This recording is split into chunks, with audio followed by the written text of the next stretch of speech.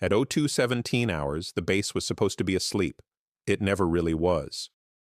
Fort Redstone Annex, officially a logistics and intelligence coordination site, existed in a permanent state of half-wakefulness. Lights hummed behind reinforced glass. HVAC systems breathed through concrete veins.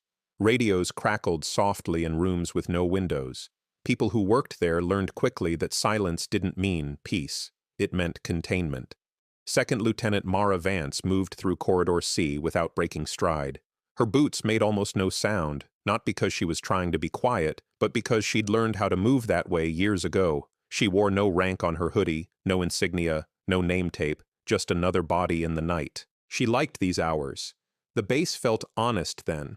No speeches, no smiles, just structure and shadows. The overhead lights flickered, twice, then steady. Mara noticed it, filed it away, and kept walking. That's when she heard the voice. Missed a spot. It wasn't loud. It didn't need to be. Mara slowed. 20 feet ahead, a janitor knelt on the floor with a scrub brush clenched in his hand.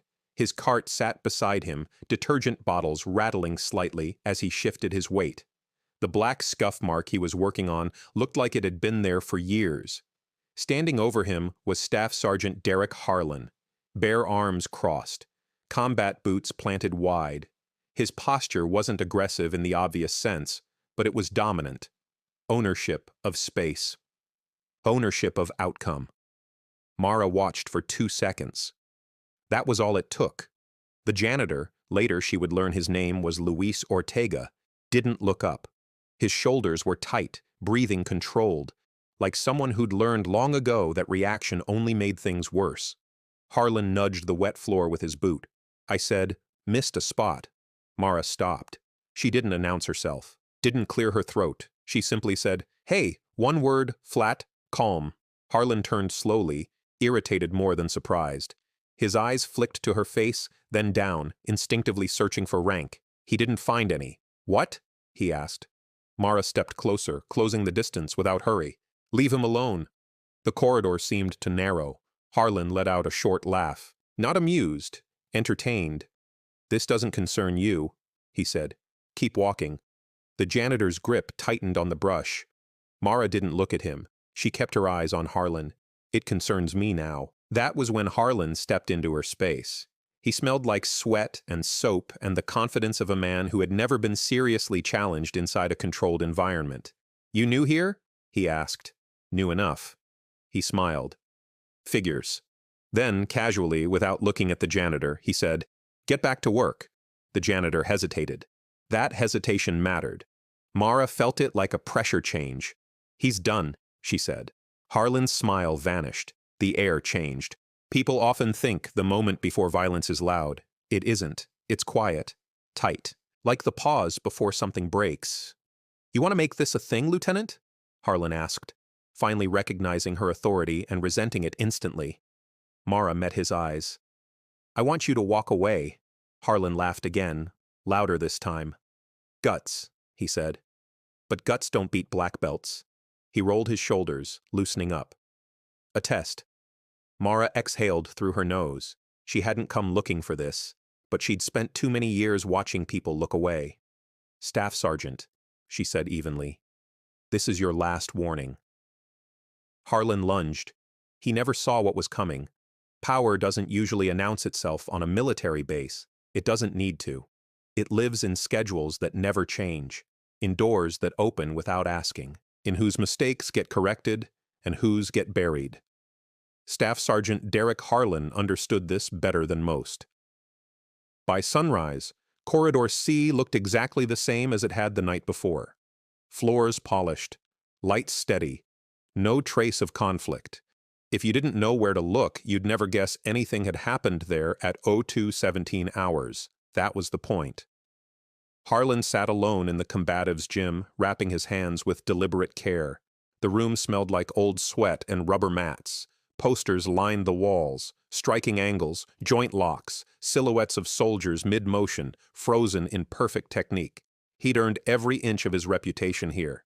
3 deployments, 2 Bronze Stars, one with a V no one ever asked too many questions about. Combatives Level 4 Instructor Certification, Men deferred to him without thinking. Officers trusted him because he projected confidence and competence. Junior soldiers copied the way he stood, the way he talked, the way he took up space. And civilians stayed out of his way. Harlan preferred it that way. He replayed the moment in the corridor in his head, not the fall, not the pain, but the look in her eyes. No fear, no hesitation, just calculation. That bothered him. He tightened the wrap around his knuckles. Lieutenants came and went. Young officers thought rank meant something until reality corrected them. The system always did. Paperwork disappeared, witnesses forgot, careers stalled quietly. He'd seen it happen dozens of times. He assumed it would happen again.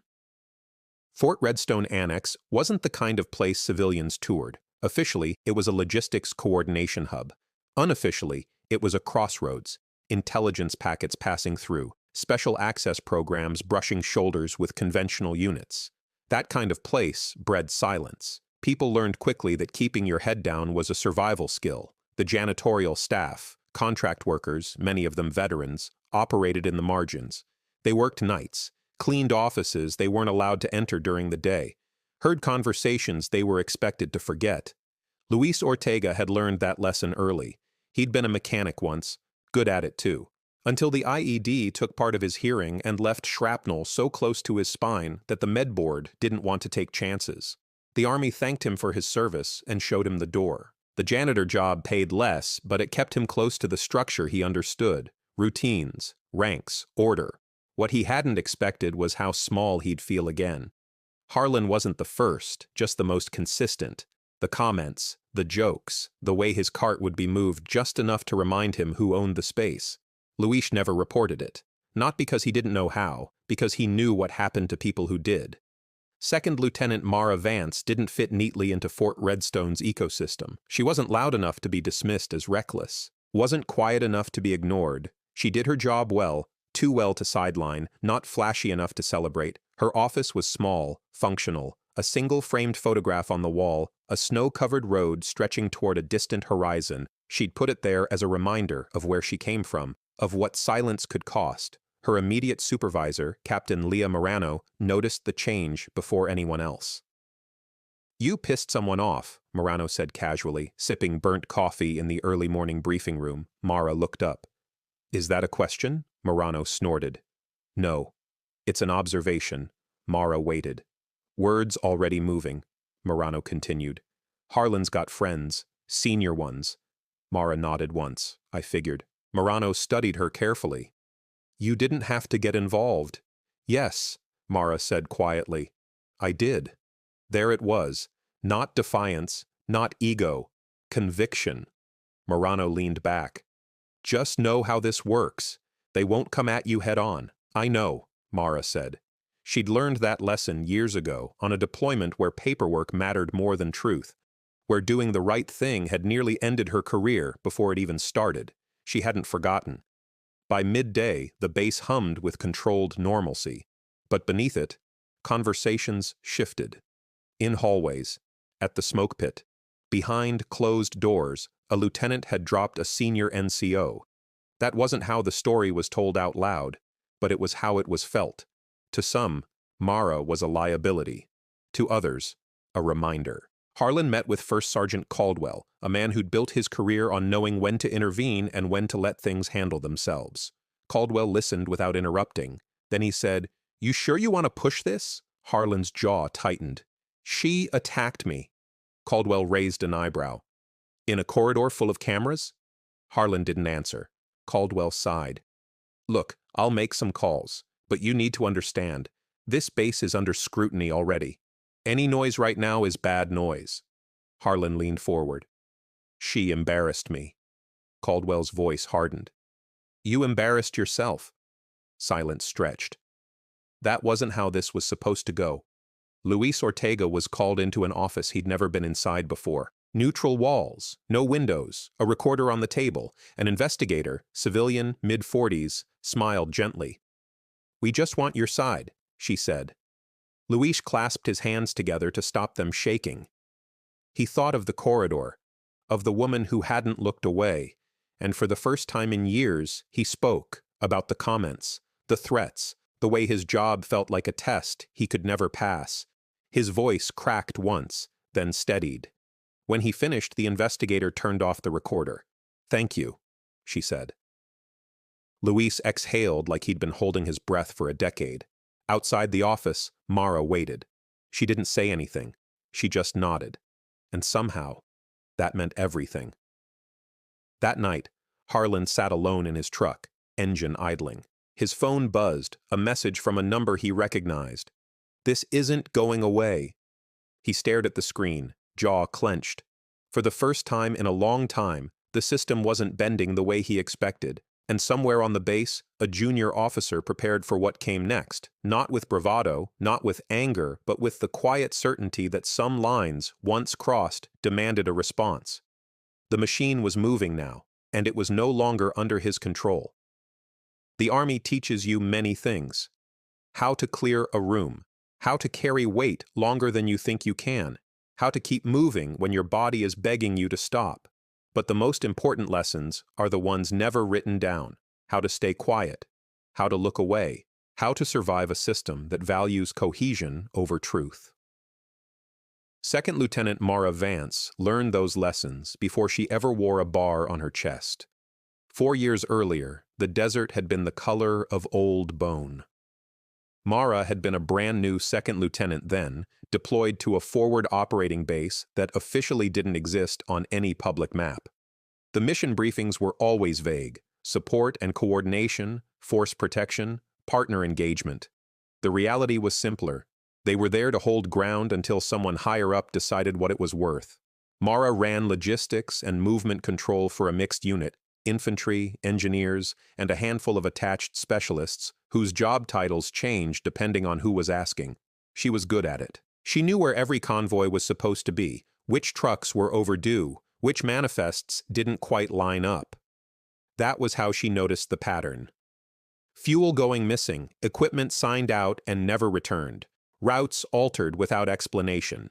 At first, she assumed it was sloppiness. Then she saw the casualty reports. 2 local contractors killed on a road that hadn't been cleared, an engineer injured when a generator malfunctioned, one that, according to the paperwork, had been serviced the week before.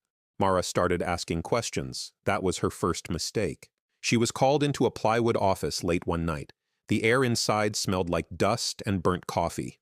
Across the desk sat Major Thomas Klein, operations, well-liked, well-connected. "Lieutenant," he said, folding his hands, "you're doing good work." Mara nodded. "Thank you, sir," Klein smiled. "But you're starting to see things that aren't your concern." Mara hesitated. "Sir, the manifests don't match the deliveries, and the route changes." Klein's smile faded. "Let me be clear," he said quietly. "Nothing you've found rises to the level of a problem, and continuing to pursue it will only create friction." Mara felt her stomach tighten. "With respect, sir," she said, "people are getting hurt." Klein leaned back. "People get hurt in war." That was the moment, the one that never left her. When you speak up, Mara didn't drop it. She filed a report, not emotional, not accusatory, just facts. 2 weeks later, she was reassigned, no explanation. Her performance evaluations shifted, still positive but cooler. Language carefully neutral, capable, needs mentorship. A senior NCO pulled her aside one night. "Listen," he said quietly. "You're not wrong, but you're not protected either." She asked him what he meant. He just shook his head. 3 months later, Major Klein received a commendation for operational efficiency. The missing fuel was never mentioned again. Mara learned the second lesson then: truth without power is fragile. She carried that deployment home with her. Not the explosions, not the gunfire, the silence. The way good people convinced themselves to stop seeing. It followed her through selection, through OCS, through her commission.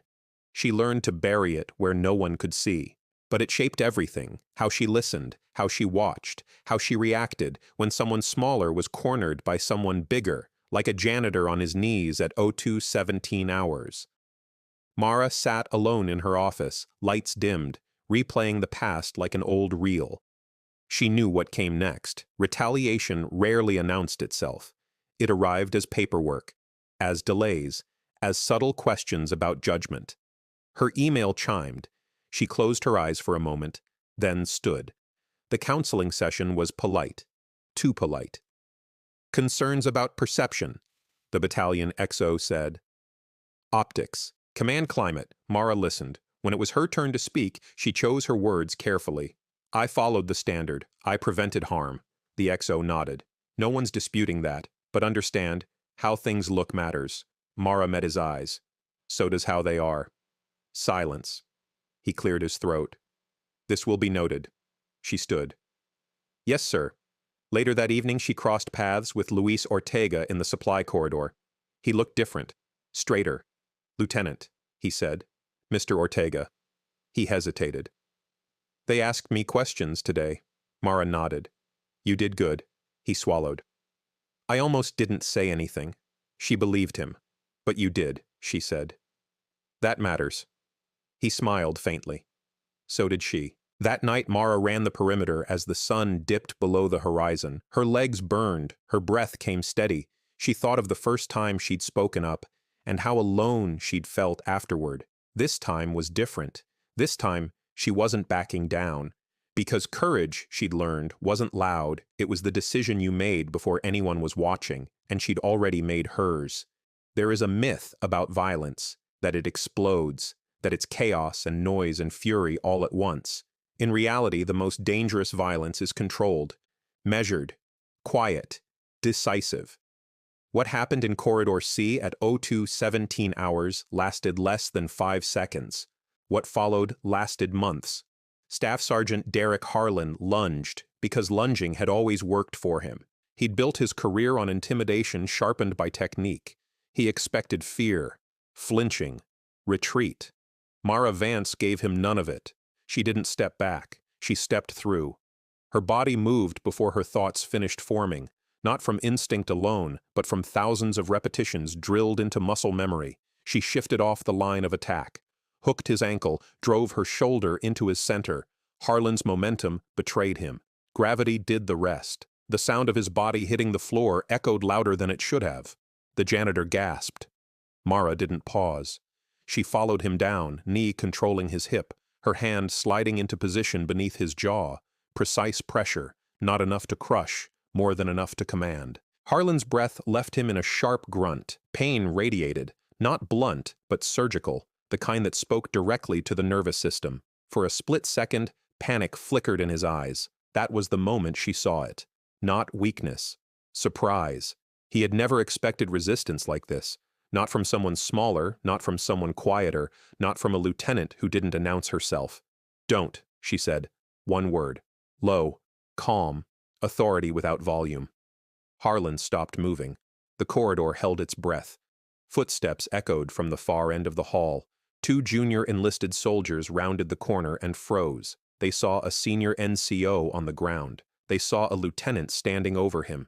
They didn't know what to do. Mara released her grip and stepped back immediately, palms open, posture neutral. Harlan scrambled to his feet, rage flooding back in where pain had been. You assaulted me, he snapped. Mara didn't argue. She didn't need to. Get medical, she said evenly. Then report to your chain. Harlan stared at her like he was memorizing her face. You're done, he hissed. Mara met his gaze. No, she said. You are. By the time the incident hit the official system, it had already changed shape. Language softened. Details blurred. Intent questioned. Physical altercation. Mutual escalation. Unclear provocation. Mara wrote her statement alone, long after midnight. She stuck to facts. Location. Time. Sequence. No adjectives. No emotion. When she finished, she read it once, then submitted it without hesitation. She knew how this worked. The truth didn't win by being loud. It won by being consistent. Harlan's report was longer, more detailed, and carefully constructed. He framed himself as restrained, as patient, as reacting to disrespect. He leaned heavily on his record, his deployments, his black belt. He named witnesses. He emphasized rank. What he didn't include were the janitor's name, or the words he'd spoken before Mara intervened. Omissions mattered. Corridor C had cameras. Everyone knew that. What they forgot was that cameras didn't just record action, they recorded context, the angle of approach, who closed distance, who escalated. The footage wasn't dramatic. No cinematic angles, no sound, just a clean, unforgiving view of a man lunging and another stepping aside. When the investigators watched it the first time, no one spoke. They watched it again, slower, frame by frame. Word spread anyway, it always did. Some people avoided Mara's gaze in the hallway, others nodded, quick, subtle, almost imperceptible. A few stopped her outright. "Hell of a thing," one sergeant muttered quietly. Mara didn't respond. She wasn't there to be congratulated. She was there to finish what she'd started. The retaliation didn't come as punishment. It came as inconvenience. Training slots reassigned, requests delayed, meetings scheduled and canceled, death by 1,000 paper cuts. Captain Morano noticed immediately. "They're trying to tire you out," she said. Mara shrugged. "Let them." Morano studied her. "You're not angry?" Mara shook her head. "I'm focused." That worried Morano more than anger would have. Luis Ortega was asked to review the footage. He watched himself on screen, smaller than he remembered, shoulders tight, scrubbing a floor that would never come clean. He saw Harlan's boot nudge forward. He saw the way he flinched. He saw Mara step in. When the video ended, the investigator asked, "Is this accurate?" Luis swallowed. "Yes," he said, and it wasn't the first time. That sentence changed everything. That night, Mara stood alone outside the combatives' gym. Lights were on inside, empty mats, a space where power was supposed to be disciplined. She realized then that what Harlan had done wasn't a mistake. It was a habit, and habits didn't break unless something stronger replaced them. She turned away and walked back into the night. Behind her, the system began to crack, not loudly, not all at once, but enough for light to get in. The machine didn't roar. It hummed. That was the mistake people made when they imagined power reacting to threat. They expected outrage, raised voices, visible punishment. But institutions didn't survive by being emotional. They survived by being patient. The silent response. By the fourth day after the incident, nothing had happened. No formal charges, no suspension, no public acknowledgement. Staff Sergeant Derek Harlan still wore the uniform, still walked the base with his chin high, still nodded at officers who nodded back. If anything, he seemed emboldened. Mara noticed the change immediately. Doors that used to open now required extra verification. Requests that once took hours now took days. Her name appeared less often on tasking rosters, replaced by others with less experience. Captain Morano called it what it was. "They're isolating you." Mara didn't argue. She'd seen this pattern before. When you couldn't be punished openly, you were slowly erased. The meeting request came from battalion headquarters. Mandatory. Closed door. Colonel Ridgway sat at the head of the table, hands folded, expression unreadable. The battalion sergeant major leaned against the wall, silent as a shadow. "Lieutenant," Ridgway began, "you understand the position this puts us in." Mara stood at attention. "Yes, sir. You're a capable officer," he continued. "No one is disputing that. But capability isn't the only metric we evaluate." Mara waited. "Judgment matters," Ridgway said. "Restraint. Understanding of command climate." The words were smooth, carefully chosen. Mara met his eyes. "Sir, with respect, stopping an abuse of authority isn't a climate issue." The sergeant major shifted slightly. Ridgway sighed.